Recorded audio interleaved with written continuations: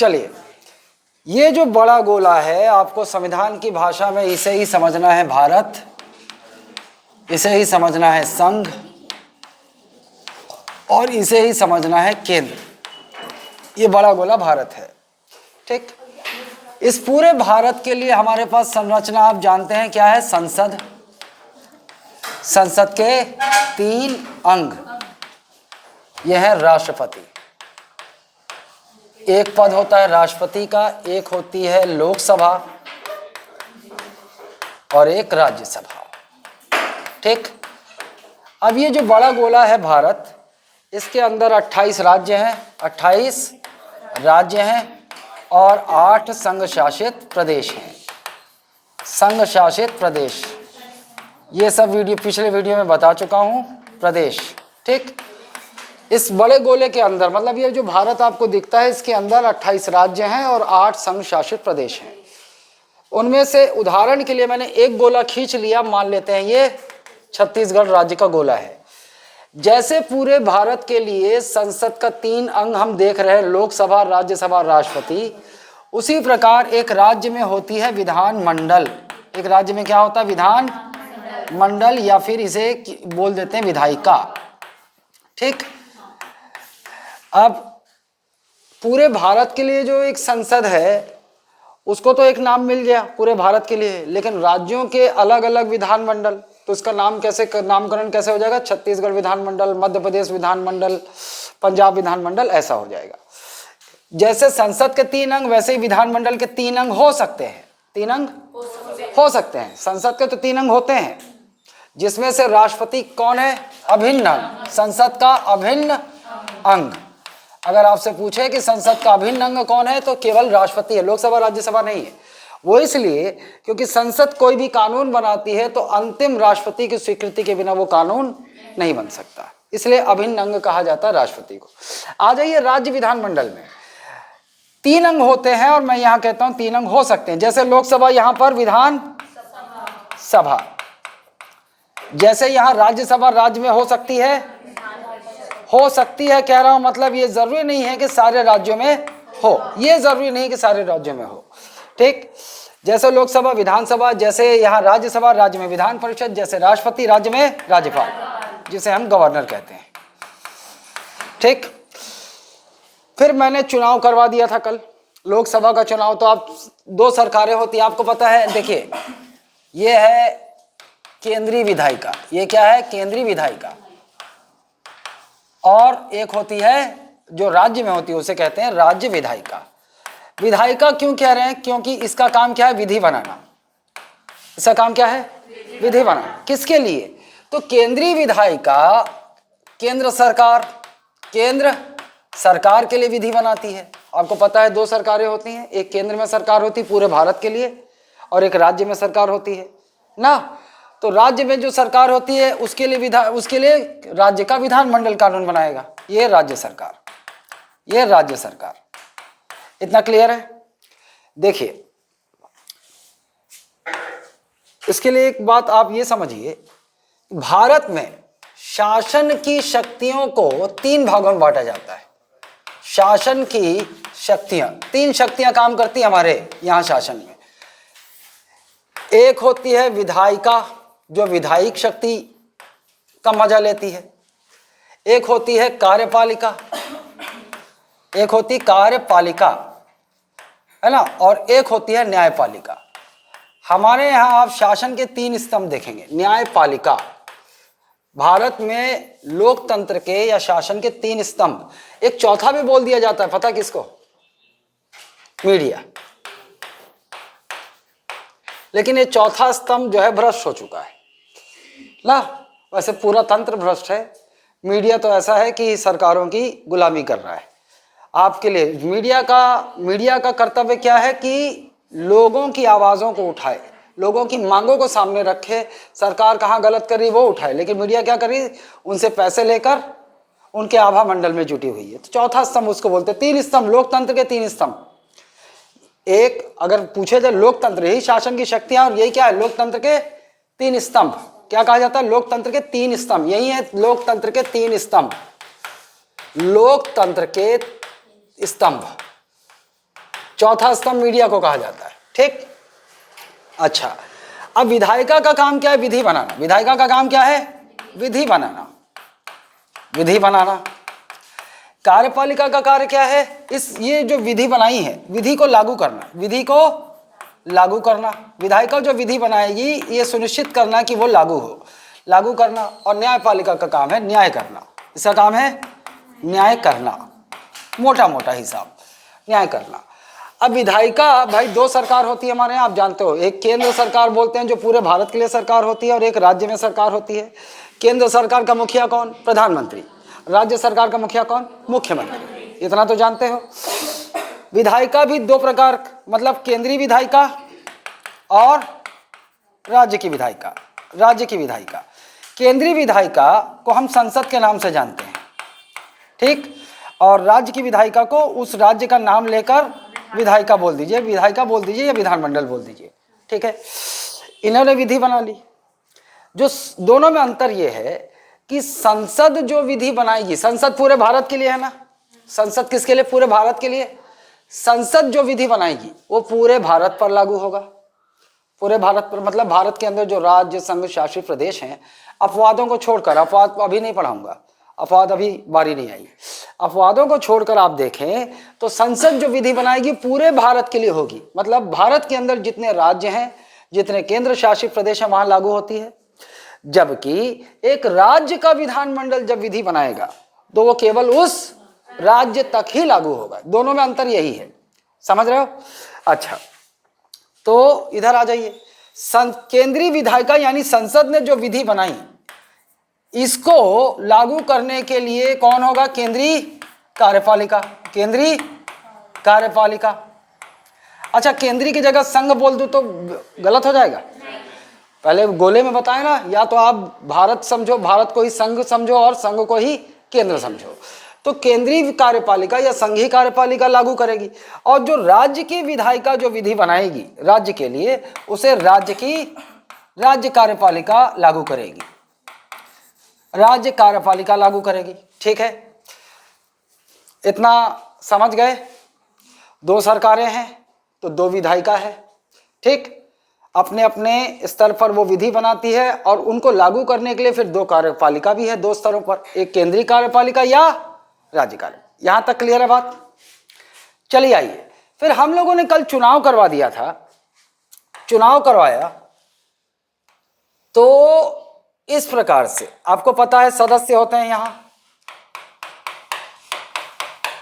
चुनाव वाला वीडियो में समझ लीजिएगा, नहीं तो बैकअप क्लास में समझेंगे। और ये अन्य सदस्य,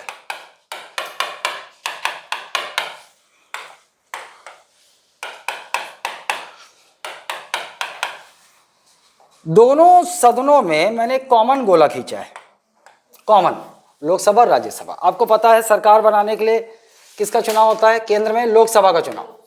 हालांकि संसद के दो सदन हैं, लेकिन सरकार बनाने के लिए चुनाव 5 वर्ष में किसका होता है? लोकसभा का चुनाव, पूरे देश में। ये पूरे भारत के लिए सरकार बनती है। और राज्य में सरकार बनाने के लिए किसका चुनाव होता है? प्रत्येक राज्य में जो उनकी विधानसभाओं का चुनाव होता है, ठीक। लेकिन जो मंत्री परिषद बनती है, मंत्री परिषद जो बनती है, वो संसद के दोनों सदनों के सदस्यों से मिलाकर बनती है, बन सकती है, जरूरी नहीं है। लेकिन जो केंद्रीय मंत्री परिषद होगी, केंद्रीय विधायिका, केंद्र सरकार के लिए केंद्रीय मंत्री परिषद ना, जिसका मुखिया प्रधानमंत्री होता है, वह मंत्री तो होंगे सरकार चलाने के लिए। तो यहां पर क्या होता है कि आपको ये याद रखना है कि भले ही चुनाव सरकार बनाने के लिए केंद्र में लोकसभा का होता है, लेकिन मंत्री संसद के दोनों सदनों से हो सकते हैं, मंत्री संसद के दोनों सदनों से हो सकते हैं ना, चाहे प्रधानमंत्री हो, चाहे गृह मंत्री हो, चाहे विदेश मंत्री हो। चुनाव लोकसभा का हुआ सरकार बनाने के लिए पूरे देश भर में, लेकिन मंत्री, प्रधानमंत्री समेत कोई भी मंत्री संसद के किसी भी सदन से हो सकता है, इसलिए कॉमन गोला बनाया है। मुखिया कौन है? ये क्या हो गया? केंद्रीय मंत्री परिषद। इसको क्या बोलेंगे हम? केंद्रीय मंत्री परिषद। मंत्री परिषद का मतलब मंत्रियों का समूह, केंद्र में मंत्रियों का समूह को क्या बोलेंगे? केंद्रीय मंत्री परिषद। और सारे मंत्रियों का मुखिया कौन? पीएम, प्रधानमंत्री। उसी प्रकार राज्य में भी होता है, उसी प्रकार राज्य में भी होता है। अगर राज्य में विधान दोनों सदन है, विधान परिषद भी है, तो भैया मुख्यमंत्री समेत राज्य का कोई भी मंत्री विधानमंडल के किसी भी सदन का सदस्य हो सकता है। लेकिन अपन आ जाते हैं छत्तीसगढ़ में। छत्तीसगढ़ में विधान परिषद नहीं है, केवल विधानसभा है। और तो छत्तीसगढ़ का मंत्री कहाँ का सदस्य होना चाहिए? विधानसभा। एक ही विकल्प ही यही है कि वो विधानसभा का ही सदस्य होगा। यहां तक क्लियर है ना? अब देखिए काम कैसे करते हैं, ये तंत्र काम कैसे करता है, ये समझना है आज की क्लास में। विधेयक, सबसे पहले आपको एक शब्द जानना होगा, विधेयक। विधायक नहीं। देखो यहां का विधानसभा का जो सदस्य होता है वो कहलाता है विधायक। विधायक है ना? चूंकि विधानसभा को अंग्रेजी में कहते हैं लेजिस्लेटिव असेंबली। क्या कहते हैं? लेजिस्लेटिव असेंबली कहते हैं। तो यहाँ का जो सदस्य होता है उसको कहते हैं एमएलए। एमएलए या विधायक एक ही बात है। MLA, member of legislative assembly. और चूंकि ये दोनों संसद के ही अंग हैं, तो दोनों के सदस्यों को, दोनों सदनों के सदस्यों को सांसद कहा जाएगा। क्या कहा जाता है? सांसद। और चूंकि संसद को अंग्रेजी में पार्लियामेंट कहते हैं, तो ये दोनों सदनों के सदस्य क्या कहलाएंगे? मेंबर ऑफ सांसद या एमपी। एमपी वहां होता है, एमएलए राज्य के विधानसभा का सदस्य होता है। तो समझ में आता है उन्होंने? पक्का? हाँ, थोड़ा थोड़ा ही आएगा। अगर बोल देती पूरा समझ में आ रहा है तो मैं बोलता आप फेंक रही है, क्योंकि इससे पहले का 3 वीडियो नहीं देखी हो इसलिए ना। लेकिन अभी जो आ रहा है समझो। देखो विधेयक समझो आप। सबसे पहले क्या? विधेयक। इसे कहते हैं हम बिल। क्या कहते हैं हम? बिल। अंग्रेजी में कहते हैं बिल। अब देखिए सबसे पहले विधेयकों के प्रकार देखिए भाई। जो कानून बनता है, जो भी आप देखते हो, दहेज को रोकने के लिए कानून बना ना, आदिवासियों के हक के लिए कानून बनता है। तो ये सारे जो कानून है ये बनते कैसे हैं, वही हमको समझना है कि ये दोनों कानून बनाते कैसे। इनका काम विधि बनाना है। विधि मतलब कानून। इसका काम है केंद्र स्तर पर विधि बनाना, इसका काम है राज्य स्तर पर विधि बनाना। दोनों का काम क्या है? विधि बनाना। तो विधि बनेगी कैसे? सबसे पहले आपको जानना होगा विधेयक क्या होता है। विधेयक समझ जाओ मसौदा। हम जब कोई प्लानिंग करने वाले होते हैं, कुछ करना है अपने को, तो अपन पेपर में रूपरेखा बनाएंगे। समझ जाओ ये मसौदा है, रूपरेखा है। बिल, तो बिल जो है सबसे पहले उत्पत्ति के आधार पर ये 2 प्रकार के होते हैं। एक को कहते हैं हम शासकीय विधेयक, एक को हम कहते हैं शासकीय या फिर सरकारी विधेयक। सरकारी।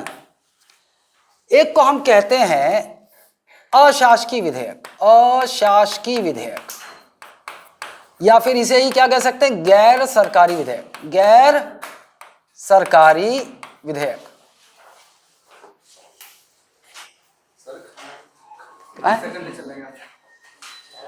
क्लास आज बारिश की वजह से 9:30 बजे शुरू हुई। मैं आ गया था सर, अभी तो गया। तो तब भांटा जब कोई नहीं आया तो तब खाने नहीं गया? नहीं आया था सर। अरे इसीलिए तो बोल रहा हूँ, उस समय खा के आ सकता था। शासकीय या अशासकीय विधेयक ना। देखो अब ये जो आप यहाँ सदस्य देख रहे हो ना, इसी को सब ऐसे ही सेम होता है। यहाँ समझो आप, ये जो केंद्र सरकार में प्रधानमंत्री समेत जितने मंत्री हैं ये सरकार के अंग हैं। तो ये कैसे सदस्य कहलाएंगे? सरकारी सदस्य। क्या कहलाएंगे? जो मंत्री हैं वो क्या कहलाएंगे? सरकारी सदस्य, मंत्री। और इस गोले के बाहर जो अन्य हैं ये तो प्लेन सांसद हैं, जो मंत्री नहीं है, ये केवल सांसद हैं, सदस्य हैं लोकसभा के और राज्यसभा के, संसद के अंग मतलब सांसद। इनको कहा जाता है निजी सदस्य। ये सरकारी सदस्य हो गए और इधर निजी सदस्य। और क्या कहा जाता है इनको? निजी सदस्य, प्राइवेट मेंबर, निजी सदस्य। देखो ये यूं तो ये लोकसभा के सारे सदस्य, ये सारे सदस्य पहले तो संसद के दोनों सदनों के सदस्य हैं। लेकिन सभी सदस्य मंत्री होते हैं क्या? नहीं। उन सदस्यों में कुछ ही सदस्य मंत्री होते हैं। तो जो कुछ सदस्य मंत्री बन गए वो कैसे सदस्य हो गए? शासकीय या सरकारी सदस्य हो गए। और जो मंत्री नहीं रहे, केवल सदस्य हैं, वो क्या कहलाएंगे? निजी सदस्य। बात क्लियर है? कोई शंका है तो तुरंत मुंह फाड़ के दाग देना।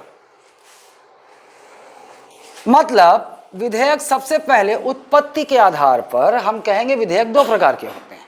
एक शासकीय विधेयक होता है गवर्नमेंट बिल, एक होता है अशासकीय विधेयक यानी कि नॉन गवर्नमेंट बिल। चूंकि निजी सदस्य लाते हैं तो प्राइवेट मेंबर बिल भी कहते हैं इसको, प्राइवेट मेंबर बिल। शासकीय विधेयक उसे कहेंगे जो कौन लाएगा, मंत्री लाएगा। कौन लाएगा? जो मंत्री लेकर आएगा उसे शासकीय विधेयक कहा जाएगा, और जो निजी सदस्य लाएगा उसे अशासकीय। निजी सदस्य समझ रहे हो, उसे अशासकीय विधेयक कहेंगे। हाँ, सांसद जो मंत्री नहीं है, हाँ जो मंत्री नहीं है, सांसद जो मंत्री नहीं है वो क्या कहलाएगा, निजी सदस्य।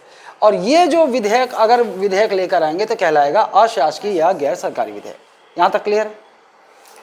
अच्छा, अब विधेयकों के प्रकार देख लेते हैं अपन, कितने प्रकार के होते हैं।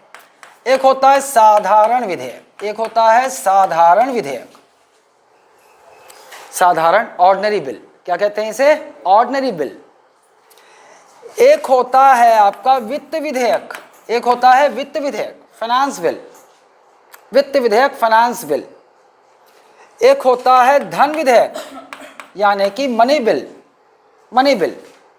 और एक विधेयक होता है आपका संविधान संशोधन विधेयक, संविधान संशोधन विधेयक, मतलब कॉन्स्टिट्यूशनल अमेंडमेंट बिल।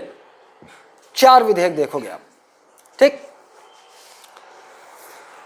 अब हम कैसे जानेंगे कि भाई कौन से विधेयक शासकीय विधेयक और अशासकीय विधेयक हो सकता है, यह भी जानना है। देखो, ये जो विधेयक है ये शासकीय विधेयक भी हो सकता है और अशासकीय भी हो सकता है। मतलब मंत्री भी एक साधारण विधेयक लेकर आ सकता है, और जो सदस्य है, मंत्री नहीं है, सदस्य है केवल, वो भी इस विधेयक को ला सकता है। ये दोनों हो सकता है, ठीक है। वित्त और धन विधेयक ये जो दोनों हैं ये केवल और केवल शासकीय विधेयक कहलाएंगे। क्यों? क्योंकि केवल इस तरह के विधेयकों को लाने का अधिकार केवल मंत्री को है। समझ रहे हो क्यों कह रहे हैं शासकीय विधेयक? क्योंकि केवल मंत्री ला सकता है, ये नहीं ला सकते। इन दोनों विधेयकों को, इनको अधिकार नहीं लाने का, केवल ये जो गोले के अंदर है ना मंत्री, यही ला सकते हैं। संविधान संशोधन विधेयक ये भी दोनों, ये भी दोनों। यही एक प्रश्न बन जाएगा आपका। ये जो पढ़ा रहा हूँ इंट्रोडक्टरी क्लास है आपकी समझ विकसित करने के लिए, लेकिन मैं बता दूं आपको इतने सारे प्रश्न इसी इंट्रोडक्टरी क्लास में है, ठीक। यहाँ क्लियर हो गया? अगर आपसे कोई पूछ दे कि भैया कौन सा विधेयक शासकीय विधेयक, कौन सा विधेयक अशासकीय विधेयक, वो क्लियर हो गया। क्यों कह रहे हैं शासकीय विधेयक? क्योंकि इनको मंत्री ही ला सकते हैं। तो जिनको केवल मंत्री ला सकता है वो केवल शासकीय विधेयक हो गए, और जिनको केवल निजी सदस्य ला सकते हैं वो केवल अशासकीय विधेयक। इनमें से दो कॉमन देख लो आप, जो दोनों हैं। एक पहला साधारण है और लास्ट वाला संविधान संशोधन विधेयक है। यहाँ तक क्लियर है कि नहीं? क्लियर है? कोई शंका? दीर्घ लघु? अच्छा, ये विधेयक हो गया। अब चलो स्कीम समझते हैं। इसको मिटा रहा हूं ना मैं, चलो भैया यहाँ कैरेक्टर मेरे कैरेक्टर आ जाते हैं। अब यहाँ पर ये जो है ये एक मंत्री है बीजेपी की सरकार में जिसका नाम है रेचकी बाई। ये सरकार में मंत्री है, और इसी की एक सहेली है यहाँ पर राज्यसभा में लड़गी बाई। वो राज्यसभा से सांसद है। दोनों में अंतर क्या है? दोनों में अंतर क्या है? देखो, दोनों पहले तो सांसद हैं, पहले सांसद है, कॉमन है दोनों, लेकिन एक लोकसभा की सांसद है, एक राज्यसभा की। अब अंतर देखो, दोनों सांसद है, लेकिन लेडगी केवल सांसद है राज्यसभा की, और रेचकी सांसद के साथ साथ मंत्री भी है। दोनों अंतर समझ में आ गया? दोनों खास सहेली है ना, बचपने से सारी शैतानी, सारी चोरियां, सिगरेट बीड़ी सब साथ में किए हैं। इन नेता लोगों को शरीफ मत समझना, ये जो राजनीति में होते हैं, है ना। अब का हो इस रेचकी के टूरी मेचकी एक बिहाव लगिस, मेचकी के बिहाव ना, मेचकी के बिहाव लगिस तो रेचकी फोन लगाइस अपन सही सुनना या मोर टूरी बिहाव लगे।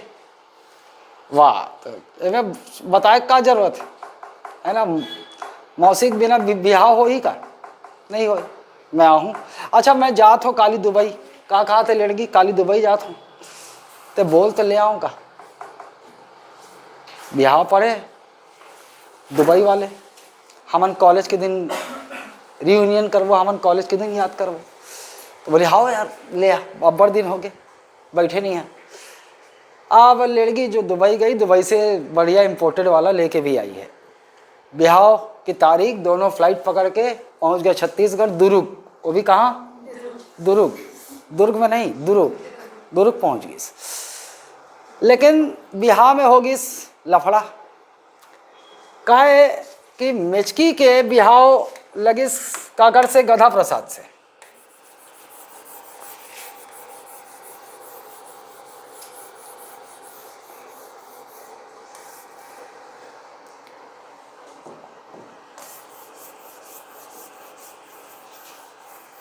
अरे यार, इस भी बरसात में इसको भी बीमारी होती है, ठंडा लग गया।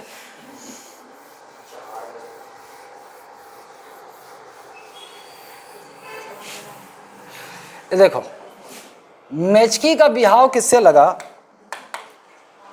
मेचकी का बिहाव लगा गधा प्रसाद से।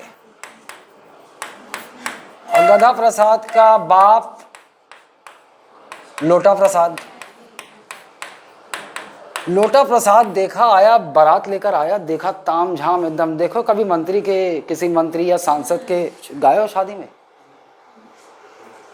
बता रहा हूँ, कम से कम 10-15 करोड़ की शादियाँ होती हैं उनकी, वो आपको दिखाने के लिए बस ऐसे होते हैं ना। एकदम ताम झाम देखा, एकदम लोटा प्रसाद को जरा भी टाइम नहीं लगा ये जानने में कि अब्बड़ छापे है, मंत्री बन के अब्बड़ छापे है, रेचकी है। ऐसे छत्तीसगढ़ में हमारे नहीं होता, लेकिन फिर भी आपको कहीं ना कहीं कहानी सुनाई दे जाती दहेज वाला। एक ही बात अच्छी है हमारे यहाँ कि हमारे यहाँ दहेज का वो चलन नहीं है उतना, लेकिन फिर भी देखना आप कहीं ना कहीं सुन लोगे। लोटा प्रसाद बोलता है अब तो बारात तभी लगेगी, 5 करोड़ कैश चाहिए। रेचकी आग बबूला, मंत्री है भैया, खटिया खड़ी कर सकती 2 मिनट में, मंत्री है ना, मंत्री ऑफ पावर। लेकिन रेचकी यहाँ फंस इसलिए गई कि चाहे मंत्री की बिटिया हो, चाहे किसी की बिटिया हो, चाहे गरीब किसी व्यक्ति की बिटिया हो, हमारे समाज की संरचना कुछ ऐसी है कि यदि बारात वहाँ से लौट जाए तो बदनामी लड़की की जाती है, लड़की की जाती है ना। लड़का वो क्या किया कैसे किया वो नहीं देखा जाता, लेकिन बदनामी लड़की की जाएगी। लड़की उल्टा होगी, लड़की ये होगी, लड़की चक्कर होगा, दुनिया भर की चीज़ें चलने लगती हैं। तो ये रेचकी भी जानती थी कि हमारा समाज क्या सोचता है। खटिया खड़ी कर सकती थी, लेकिन वही सामाजिक दबाव, बिटिया की इज्जत का दबाव, मान गई। बोली इतना तो छापी हूँ, दे देती। ठीक है, चलो 5 करोड़ पे डील तय हो गया, बारात लग गई, ब्याह हो गया, ब्याह खत्म हो गया। रात के 3-4 बज ही जाता, जानते हो है ना। जो लड़की लेकर आई थी खुशी में बांटने के लिए, अब दोनों दुख में छत पे बैठे। दुख इस बात का कि चाहे जैसी भी हो, भ्रष्ट मंत्री हो, लेकिन रेचकी है तो एक माँ। बिटिया का चिंता कि लालची घर में चली गई, खुश रखेंगे नहीं रखेंगे, ऐसा चिंता होता। तो दुख में दोनों अब खोल लिए। चखने की कोई कमी है ही नहीं, शादी वाला घर ना, क्या चाहिए, मिक्सचर बड़ा, दही बड़ा, वो भी मंत्री की शादी, पनीर, खींचने वाला आइटम सब उपलब्ध है। अब दोनों जो है बैठे जमाने बाद, तो इसका लड़की का दिमाग काम किया। बोली महिला मन पर कानून नहीं है, मान के चलो कि उस समय दहेज रोकने के लिए कानून नहीं था, लड़की ने दिमाग दिए काबर हमन तो संसद में बैठे हैं, हमार काम है कानून बनाए के, तो काबर एक ठन ऐसे कानून बनाए जाए जिसमें दहेज ला अपराध घोषित करे जाए। दहेज लेने वाला भी अपराधी, दहेज देने वाला भी अपराधी ना। तो लड़की के मन में दिमाग आया, रेचकी बोले हो या, तो बोले तोर टूरी संग होए, काम करे शुभ काम ते शुरू कर, है ना। अगले दिन फ्लाइट में दोनों दिल्ली पहुंच गए। कहाँ? वहाँ दिल्ली में ही है ना, ये कहाँ है? संसद, दिल्ली में पहुंच गए। अब रेचकी जो है वो एक मसौदा तैयार करती, कानून बनाना है, तो कानून बनाना है तो पहले ये यहाँ पर क्या कहलाएगा? विधेयक। इस चरण में क्या है? ये विधेयक, बिल है। और अगर आपको और जानना हो तो ये एक साधारण कानूनी अपराध के लिए ये बिल बन रहा है। तो ये कौन सा विधेयक है? साधारण। कौन सा विधेयक? साधारण विधेयक। कौन सी श्रेणी में आता है? साधारण। बस इतना ही जान लो, ये साधारण विधेयक है। शीर्षक क्या होगा भैया? दहेज। इसका नाम रखा गया दहेज निषेध विधेयक, डाउरी प्रोहिबिशन बिल, निषेध विधेयक नाम रखा गया इसका शीर्षक। जो भी मन में आया लिख दिया। दहेज लेने वाला अपराधी, दहेज देने वाला अपराधी। दहेज को रोकने के लिए, लड़कियों की शिकायत के लिए हर जिले में एक विशेष थाना होगा, महिला थाना होगा। ये जो भी व्यवस्था बनाई गई सब इसमें लिख दिया गया, सब लिख दिया गया, बन गया। अब एक साधारण विधेयक जो है, आप ये समझो कि कानून कैसे बनता है। कानून ऐसे बनता है,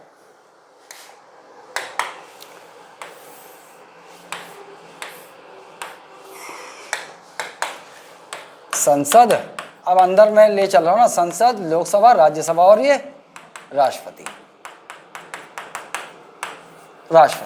और यहां पर है विधेयक, और यहां पर है वो साधारण विधेयक। ठीक, वही दहेज निषेध विधेयक।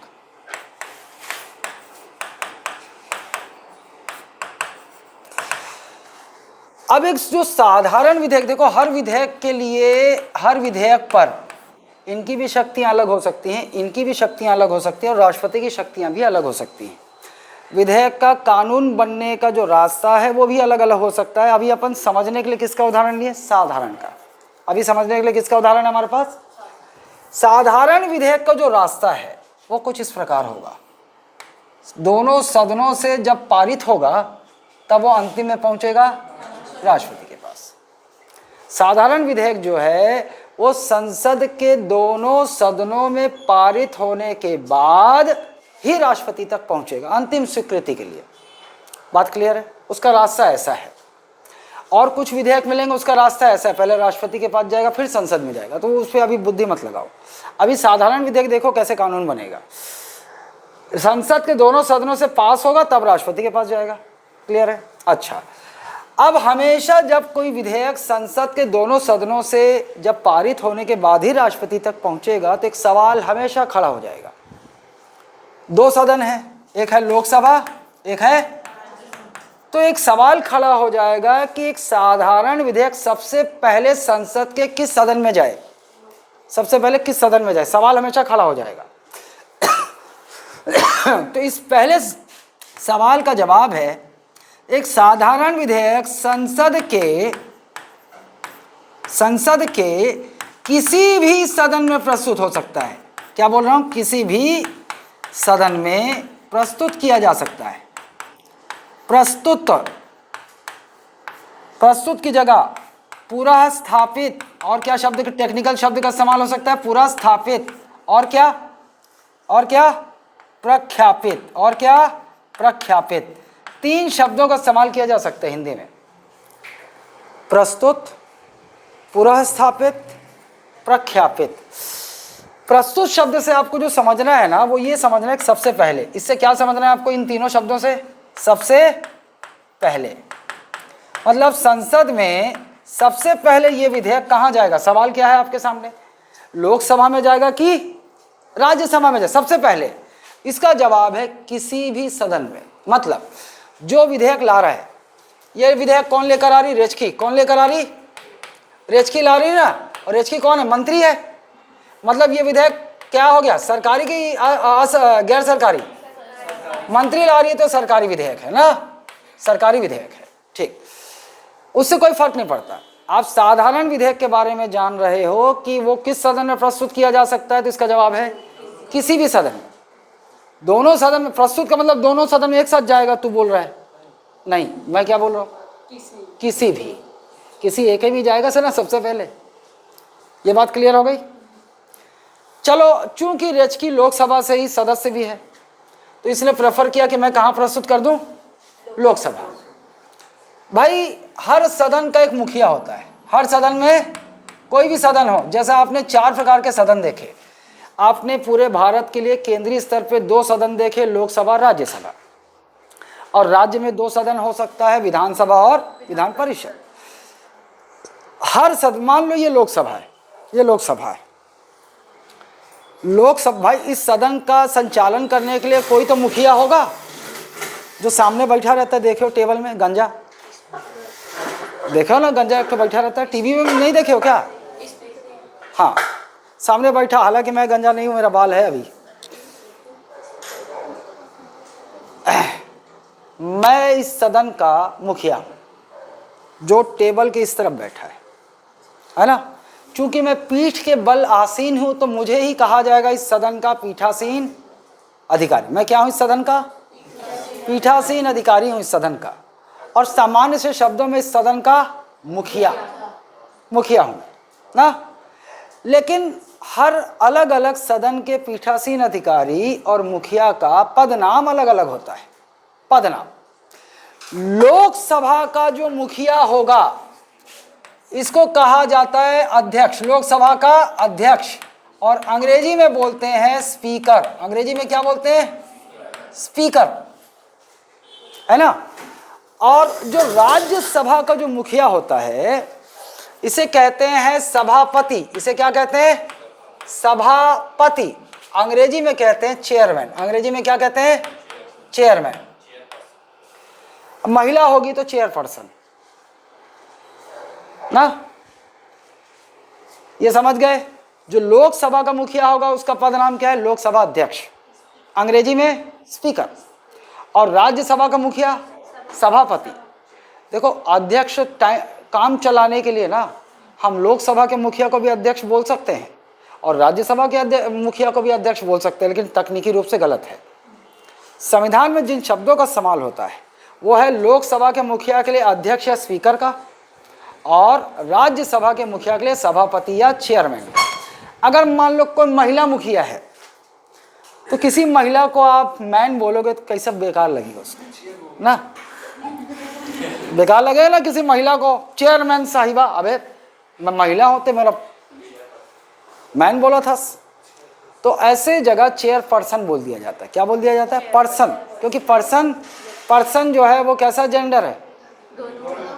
हाँ, तो दोनों को क्या बोलते हैं अंग्रेजी में? कौन सा जेंडर?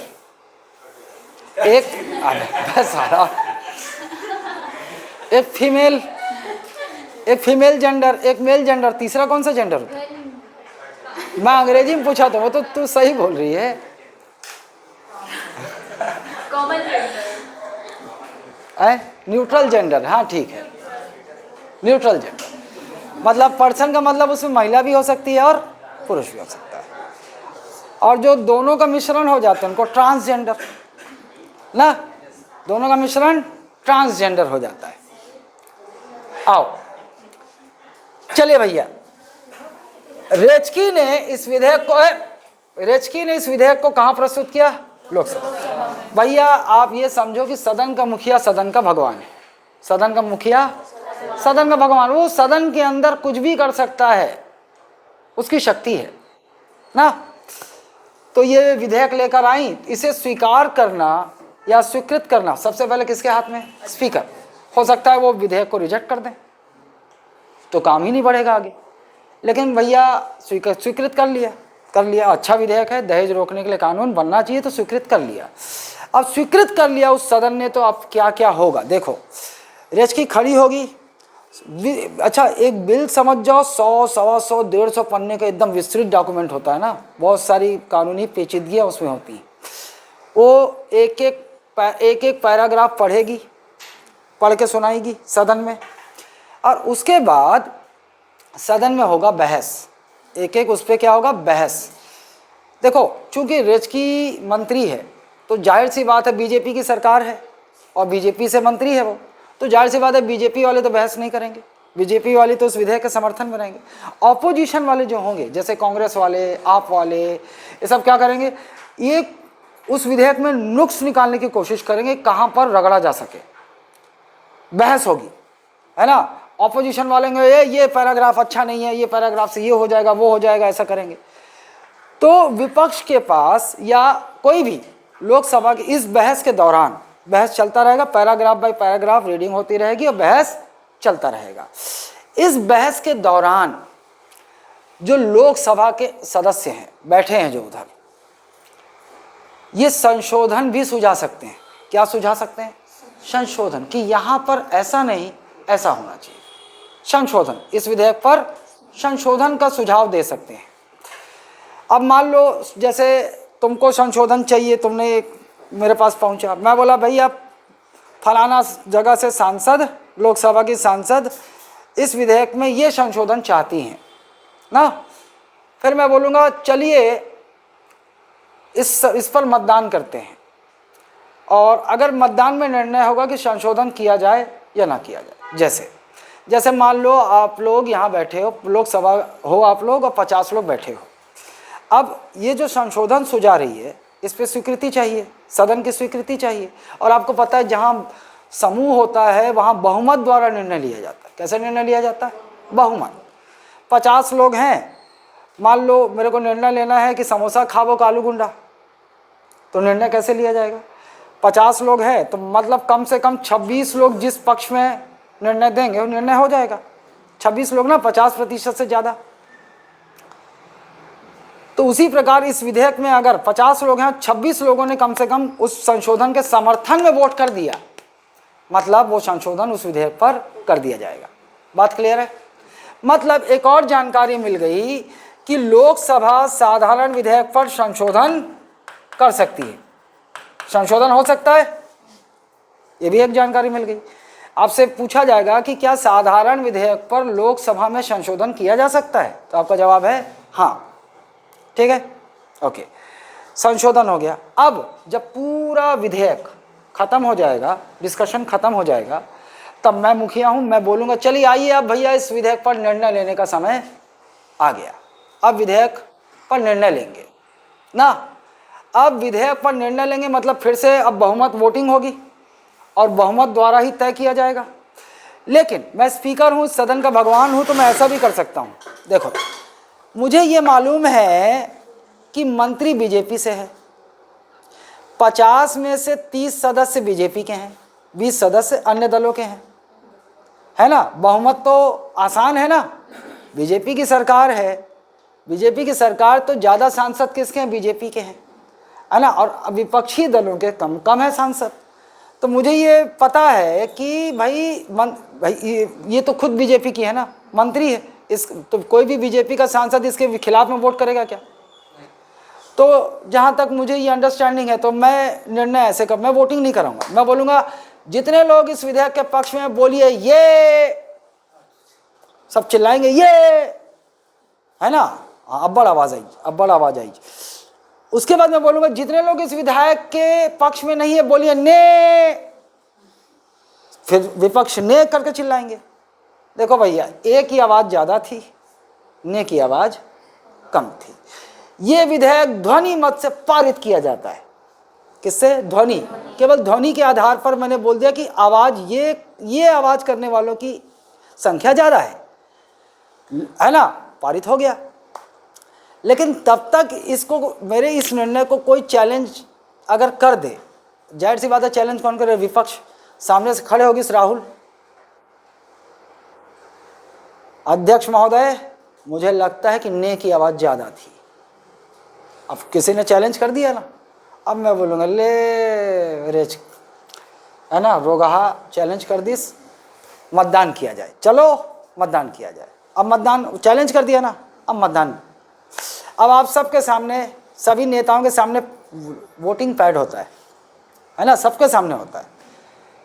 लाल कलर दबा दिया मतलब नो, हरा कलर दबा दिया मतलब, अब सब दबाएंगे। मेरे पास स्क्रीन है, कितने लोगों का लाल कलर का बटन दबा, कितने लोगों का हरा, मेरे पास है। उन्होंने बोला भैया ये लो वोटिंग का रिजल्ट आ गया और इस विधेयक को बहुमत से पारित किया जाता है। समझ गए कैसे लोकसभा में पारित होगा? पारित किया जाता है, मैंने बोल दिया। और ये विधेयक यहाँ से देखो।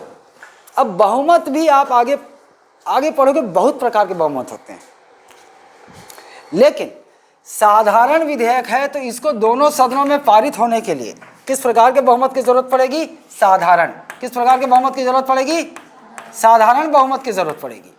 और साधारण बहुमत को यदि आपको डिफाइन करना हो तो कैसे डिफाइन करोगे? केवल इतना बोलने से काम नहीं चलेगा। देखो,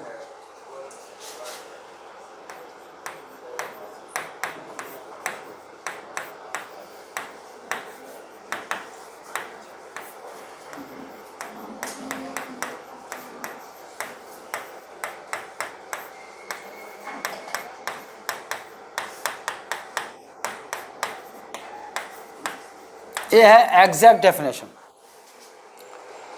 सदन में उपस्थित और मतदान का 50% से अधिक। अब ये जो उपस्थित शब्द है ये केवल आपके साथ खेलने के लिए है, केवल खेलने के लिए।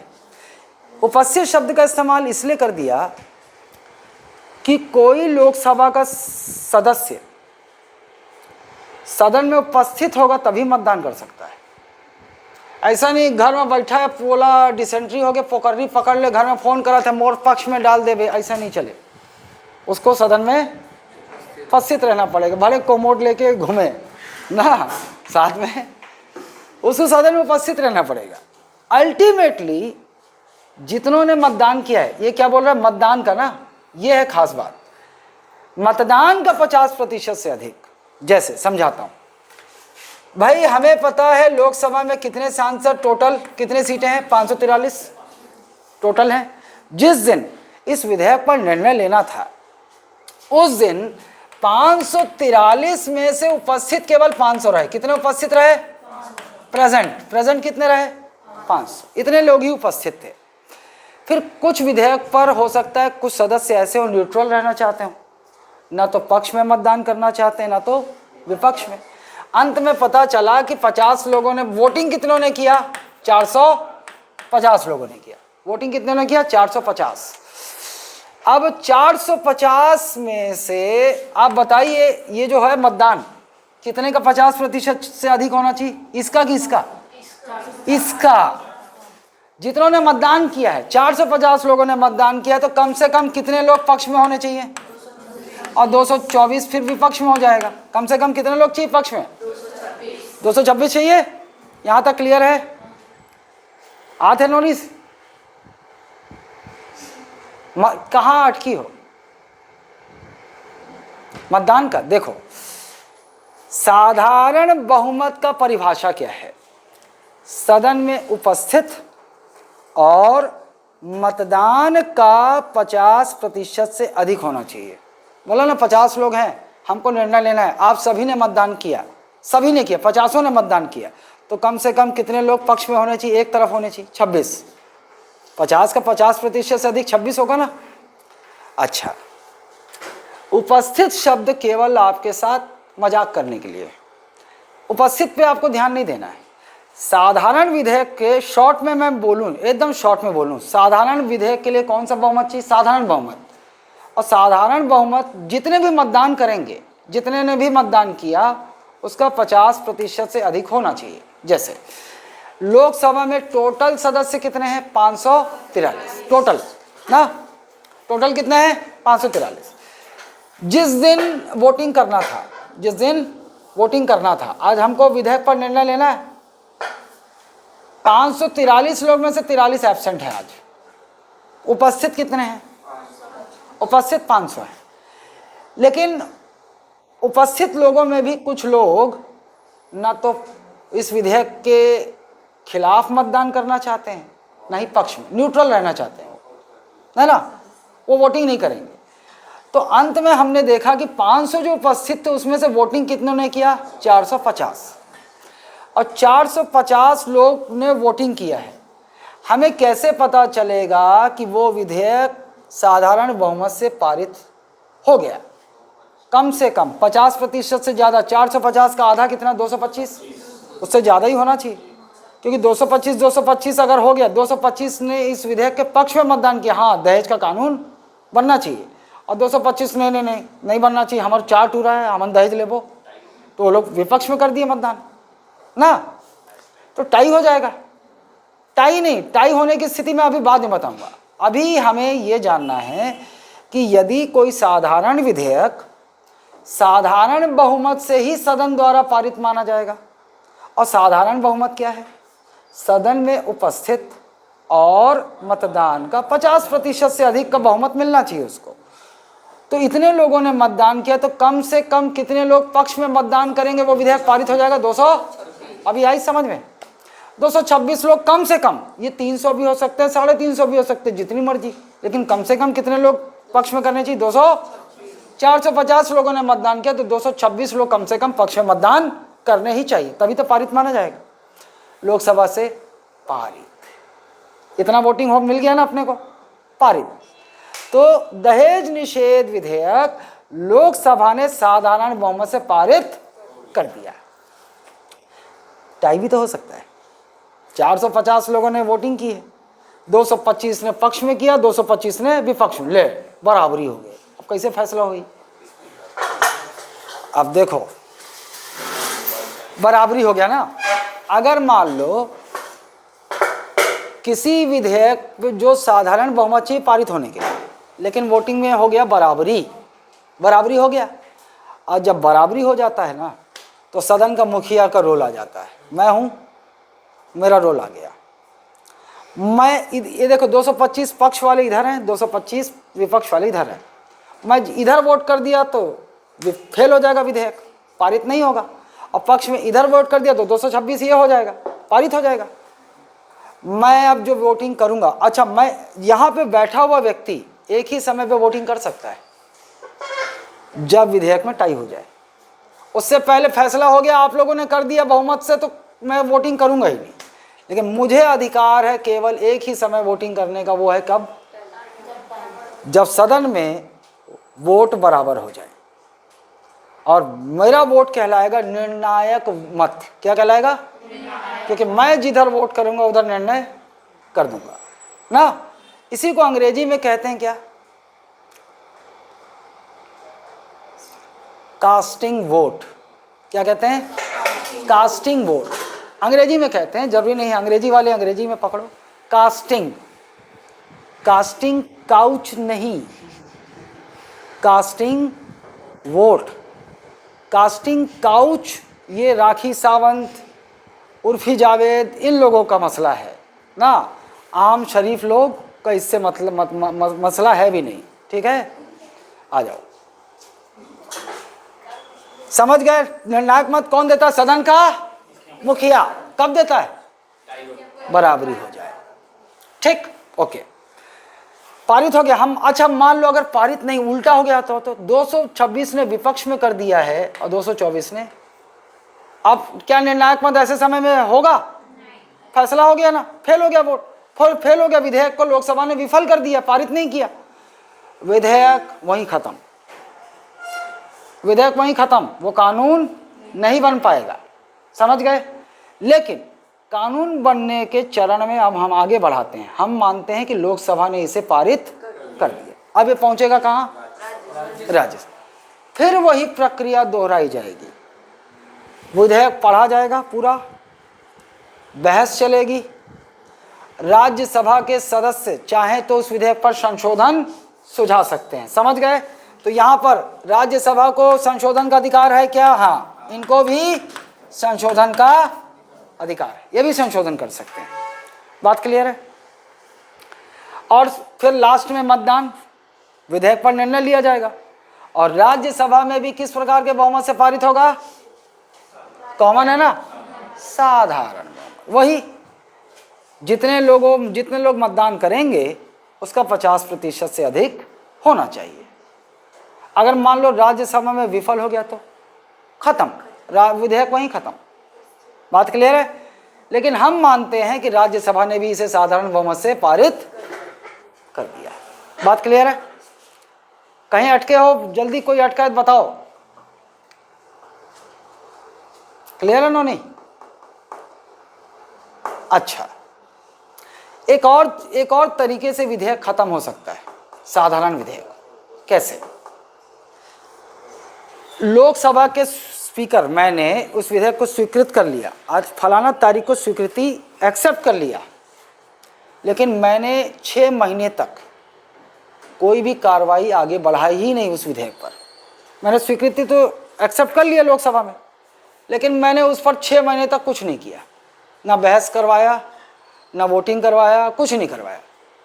अगर 6 महीने बीत जाएं स्वीकृति की तारीख से, जब लोकसभा ने उस विधेयक को अपने सदन में स्वीकृत कर लिया था, स्वीकृति की तारीख से अगर 6 महीना बीत जाए, 6 महीना बाद, 6 माह यहाँ भी 6 माह यहाँ भी, कॉमन है ना दोनों सदनों के लिए।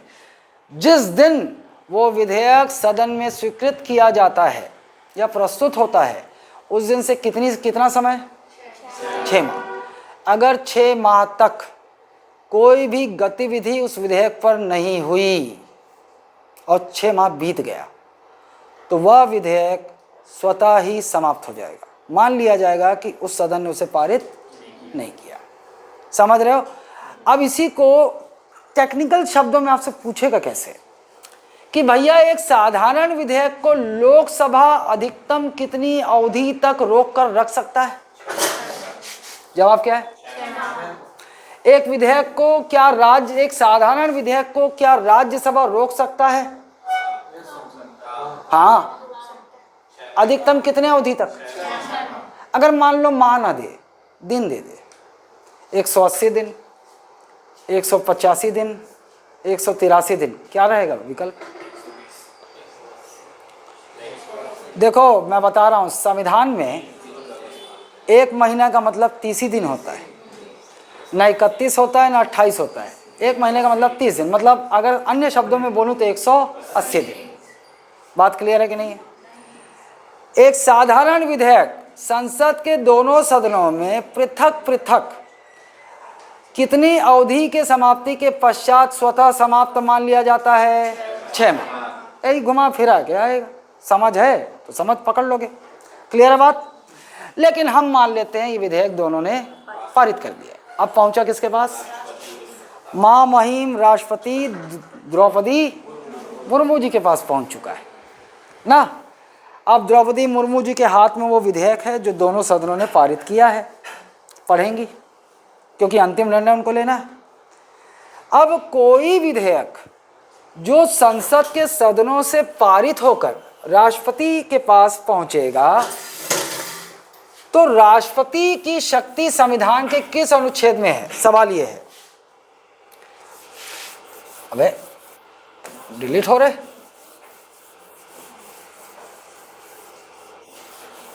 आई। राष्ट्रपति की शक्ति है अनुच्छेद 111 में। कौन से अनुच्छेद में? 100, जिसे हम आर्टिकल कहते हैं, आर्टिकल। तो किसी विधेयक पर राष्ट्रपति की शक्तियां कहाँ वर्णित है? अब राष्ट्रपति की एक साधारण विधेयक पर क्या क्या शक्तियां हैं वो देखो। नंबर 1,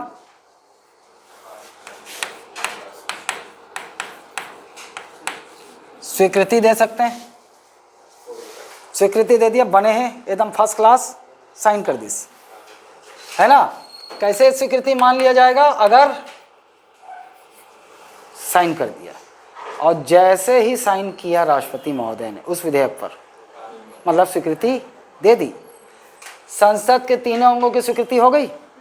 अब वो विधेयक, अभी तक हम इसे क्या कर रहे थे? विधेयक विधेयक विधेयक, और राष्ट्रपति की स्वीकृति मिलते ही ये भी क्या बन जाएगा? अधिनियम। क्या बन जाएगा? अधिनियम। इसी को सामान्य भाषा में कहते हैं कानून, इसी को और सामान्य भाषा में कहते हैं विधि। बन गया। अब उस विधेयक में जो जो लिखा था वो एक कानून है ना। अब तय हो गया भैया, दहेज लेने वाला अपराधी होगा, दहेज देने वाला भी अपराधी होगा। जो जो लिखा है वो अमल में। और केंद्रीय कार्यपालिका कौन कौन इसको लागू करेगी? संसद ने विधि बना दी, इसको लागू करने का काम किसका है?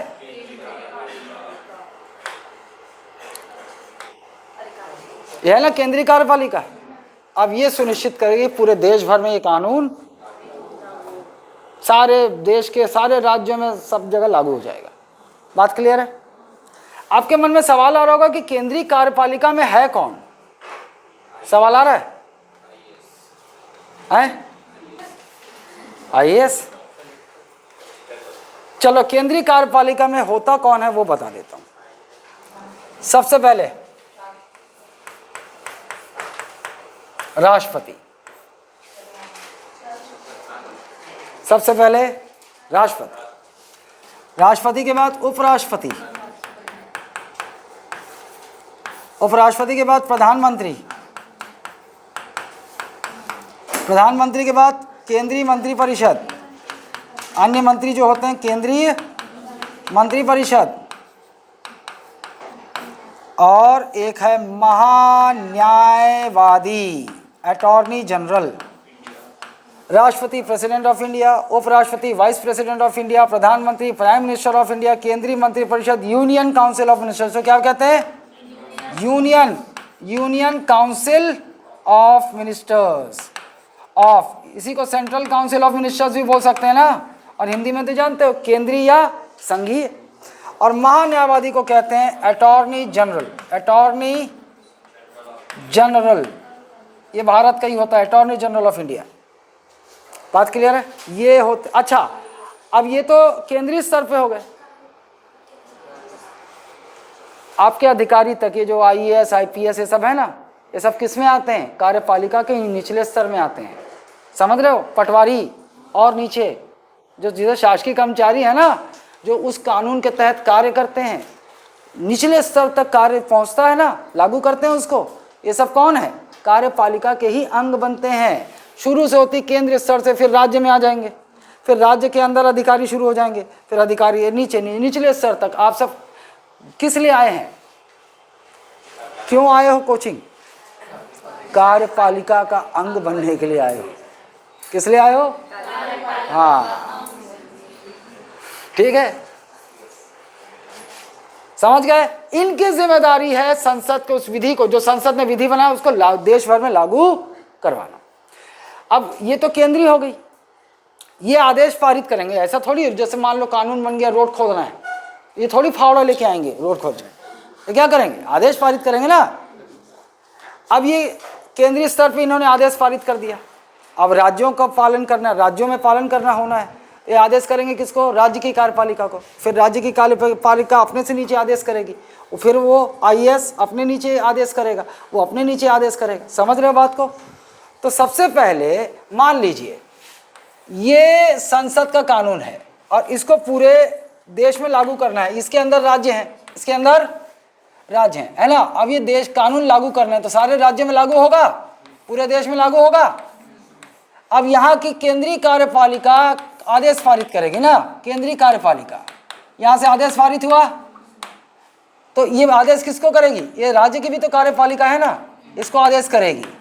फिर राज्य की कार्यपालिका अपने से, राज्य के अंदर अपने से अधीन अधिकारियों को, फिर ये अपने से अधीन, ऐसे लागू होता है पूरा। बात समझ रहे हो? केंद्रीय कार्यपालिका आदेश करेगी राज्य की कार्यपालिका को, राज्य की कार्यपालिका क्या करेगी? अपने नीचे अधीन, अब फिर वो अपने नीचे, फिर अधिकारी अपने नीचे, ऐसे आदेश करता चला जाएगा। बात समझ गए ना? ये बात समझ गए कैसे कानून बना, कैसे लागू हुआ? क्लियर है कि नहीं नोनी? अब कहाँ अटकी हो बताओ? हाँ, वो तो तुम्हारे ब्रेन के में क्वेश्चन मार्क यहाँ पे दिख रहा था मेरे को। यहाँ देखो, विधायिका का काम है विधि बनाना, कार्यपालिका का काम क्या है? उस विधि को लागू करना। केंद्रीय विधायिका यानी कि संसद ने दहेज रोकने के लिए कानून बना दिया, पास कर दिया। अब उसको लागू करने का काम केंद्रीय कार्यपालिका का है। केंद्रीय कार्यपालिका में कौन शामिल है? राष्ट्रपति, उपराष्ट्रपति, प्रधानमंत्री, केंद्रीय मंत्रिपरिषद और महान्यायवादी। इनकी जिम्मेदारी है कि संसद ने जो कानून बनाया है वो देश भर में लागू हो, क्योंकि संसद का कानून पूरे देश में लागू होगा। समझ गए? अब ये इसको लागू करने के लिए आदेश पारित करेंगे, मंत्री राष्ट्रपति क्या करेंगे, आदेश पारित करेंगे, आदेश जारी करेंगे। हाँ भाई ये विधि बन गई है फलाना तारीख से, अब ये विधि फलाना तारीख से पूरे देश में लागू हो। तो यहाँ पर संसद है, पूरे भारत के लिए संसद है, संसद ने कानून बनाया और संसद के कानून बनाने के बाद केंद्रीय कार्यपालिका की जिम्मेदारी पूरे देश में लागू हो, इनकी जिम्मेदारी ने पूरे देश में लागू हो। उसी प्रकार राज्य में भी तो एक कार्यपालिका होती है, तो केंद्रीय कार्यपालिका किसको आदेश करेगी, राज्य की कार्यपालिका। राज्य देखो राज्य की कार्यपालिका है, अच्छा राज्य की कार्यपालिका में कौन शामिल, देखो यहाँ राष्ट्रपति है तो यहाँ कौन होगा, यहाँ राष्ट्रपति है तो राज्यपाल होगा राज्य में, यहाँ उपराष्ट्रपति कोई नहीं, उपराष्ट्रपति के लिए समकक्ष राज्य में कुछ नहीं होता, उपराष्ट्रपति के समकक्ष राज्य में कुछ नहीं। प्रधानमंत्री है तो इधर मुख्यमंत्री और इधर केंद्रीय मंत्रिपरिषद तो इधर राज्य मंत्रिपरिषद। अच्छा केंद्रीय मंत्रिपरिषद का मुखिया कौन, इसका मुखिया कौन, पीएम। तो राज्य की मंत्रिपरिषद का मुखिया कौन, सीएम, मुख्यमंत्री। यहाँ महान्यायवादी तो यहाँ पर महाधिवक्ता, यहाँ पर महाधिवक्ता जिसको अंग्रेजी में क्या बोलते हैं, एडवोकेट जनरल, एडवोकेट जनरल। वो अटॉर्नी जनरल का सहायक होता है, बाद में जब डिटेल आएगा वहां पढ़ेंगे। अब समझो इसको, वो क्यों कंफ्यूज हो गई मैं को समझ गया नहीं।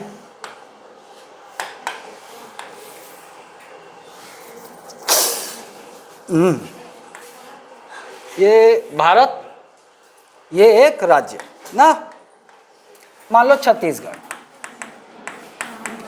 और ये भारत है। भाई सुनो, केंद्र स्तर पर संसद हो गई जो कानून बनाएगी, और इस कानून को लागू कौन करेगा, अरे केंद्रीय कार्यपालिका, केंद्रीय कार्यपालिका ये लागू करेगी। ठीक, संसद कोई विधि बनाएगी जो कि पूरे भारत के लिए है, तो इसकी विधि पूरे भारत में लागू होगी। इसकी विधि मतलब छत्तीसगढ़ राज्य, मध्य प्रदेश राज्य सबको लागू करना होगा पूरे भारत में, है ना। अच्छा ठीक, अब राज्य में भी तो विधानमंडल होती है कानून बनाने के लिए, होती है ना राज्य में विधानमंडल, और ये विधानमंडल जो कानून बनाएगी इसको लागू करने के लिए क्या होगा, राज्य की कार्यपालिका होगी, राज्य की कार्यपालिका होगी ना, राज्य की कार्यपालिका। चलो भैया, संसद ने विधि बनाई पूरे भारत में लागू होगी, उसको लागू करने की जिम्मेदारी किसकी, इसकी। इसमें कौन कौन शामिल होता है मैं बता चुका हूं अभी, कौन कौन केंद्रीय कार्यपालिका में कौन कौन शामिल होता है, राष्ट्रपति, उपराष्ट्रपति, केंद्रीय प्रधानमंत्री, पहले राष्ट्रपति, उपराष्ट्रपति, प्रधानमंत्री, केंद्रीय मंत्रिपरिषद और महान्यायवादी। और राज्य की कार्यपालिका में कौन कौन शामिल होता है, राज्यपाल, उपराष्ट्रपति नहीं होगा ना कुछ, मुख्यमंत्री, राज्य मंत्रिपरिषद और महाधिवक्ता। ठीक, संसद ने विधि बना दी पूरे भारत के लिए, इसको लागू करने की जिम्मेदारी केंद्रीय कार्यपालिका ये आदेश पारित करेगी। अच्छा, अब ये कानून जो संसद का है छत्तीसगढ़ में भी लागू होगा ना, क्योंकि भारत के अंदर सारे राज्यों संघ शासित प्रदेशों में लागू करवाना है। ये आदेश किसको पारित करेगी, राज्यों की कार्यपालिकाओं को, सारे राज्यों की कार्यपालिकाओं को आदेश जारी करेगी। ठीक है, अब ये क्या करेंगे, उस आदेश को फिर राज्य के अंदर इसके अधीन जो अधिकारी हैं जैसे मुख्य सचिव, फिर उसके नीचे अधिकारी जैसे पुलिस विभाग में डीजीपी आदेश पारित करेंगे, और ये धीरे धीरे अपने से नीचे अधिकारियों को पारित करते जाएंगे आदेश, समझ गए।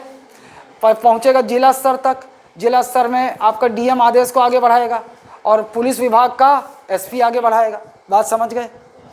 आपके मन में थोड़ा कन्फ्यूजन ये हो रहा होगा कि फिर अब देखो, विधानमंडल भी तो अपने राज्य के लिए कानून बना सकता है, जैसे अभी चर्चा सुने होंगे कुछ कानून बनाते हैं, जैसे आरक्षण के लिए कानून बना दिए थे लोग राज्य में। जो विधानमंडल कानून बनाएगी वो इस राज्य में ही लागू होगा केवल इसी राज्य में लागू होगा। छत्तीसगढ़ विधानमंडल जो कानून बनाएगी इसको भी लागू करने की जिम्मेदारी इन्हीं की है। समझ रहे हो बात? राज्य की कार्यपालिका के पास दोहरी जिम्मेदारी है। एक, संसद जो कानून बनाएगा उसको भी राज्य में सुनिश्चित करना कि लागू हो, और उस राज्य की विधानमंडल जो विधि बनाएगी उसको भी उस राज्य में लागू करना। आप क्लियर है? नहीं यहीं फंसी थी ना इधर उधर कैसे? हाँ ये है, समझ गए? समय कितना समय हो गया? नहीं, मेरा क्लास लेते कितना समय हो गया? 1.5 घंटा नहीं हुआ है, 1 घंटा 5 मिनट। हो गए। अच्छा चलो कल कंटिन्यू करेंगे यहाँ से। यहाँ तक समझ गए? नोनी तुमको ना तो वो 3 वीडियो, बस तुमको कुछ नहीं करना है, खाना खाते सोते तुमको वो वीडियो ध्यान से देखना है। जैसे अभी बक रहा हूँ वैसे ही जो बक रहा हूँ उसको सुनना है। अब बस तो सब एकदम क्रिस्टल क्लियर तुम्हारे मन में आ जाएगा। कल से पकड़ लोगे क्लास, ठीक? शनिवार को जो जैसे वो क्लास तुम देख लो अपने स्तर पर, मैं क्लास लूँगा बैकअप क्लास, ठीक? बंद कर दो।